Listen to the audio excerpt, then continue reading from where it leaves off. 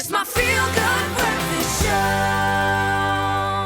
Welcome back. You're live with Expresso on a brand new Monday morning for a brand new week.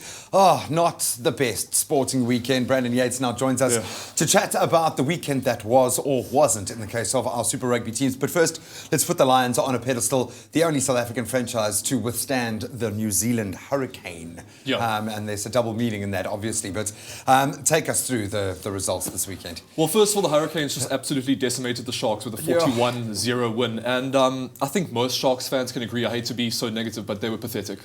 They didn't show up on the day.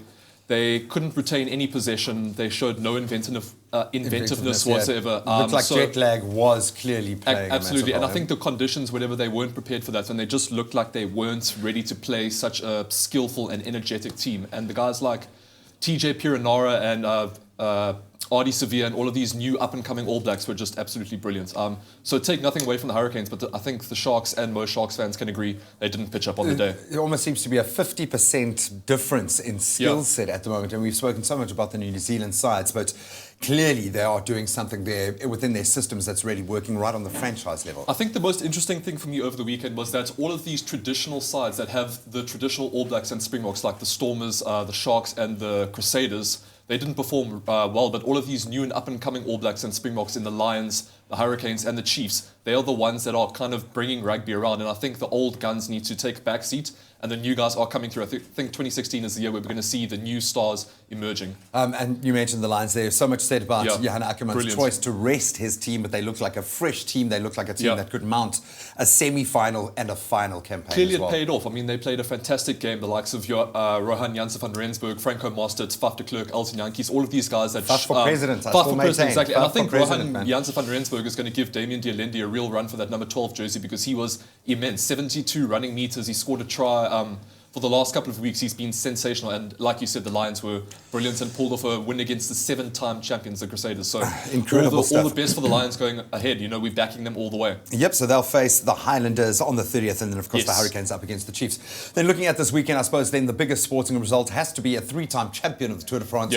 Chris Froome, Team Sky, absolutely dominant. First time a rider has defended his title since 1995. So, and like throughout the tournament, we've been saying, you know, he really wanted to win pretty much from day one. People are passing out. We love this. The cycling so much here, but I think he was the star definitely throughout the entire tournament. At one point, like you said, he was off his bike and he was running to keep that title. So he was a guy that showed from day one that he really wanted to win the title. And the South African that performed really well, Louis Mentjes, finishing in 8th position overall, and for such a young rider, what a fantastic achievement. So the best for Louis Mentjes. And of course, in that young riders classification, Yates doing incredibly well, a fellow Brit to Froome, just pipping him at the post. Otherwise, he really could have had that jersey. But great to see so many nationalities represented across the board at this year's Tour de France. But I think the Britons were definitely the ones that dominated, the 1 and 2, Yates and Froome. Those guys really dominated, and looking out for them going into the Olympics as well. They should do really well there as well. Oh, I'm glad you mentioned the Olympics. We've got some indication of how our teams are going to be performing, certainly from the under-20s perspective. We'll get into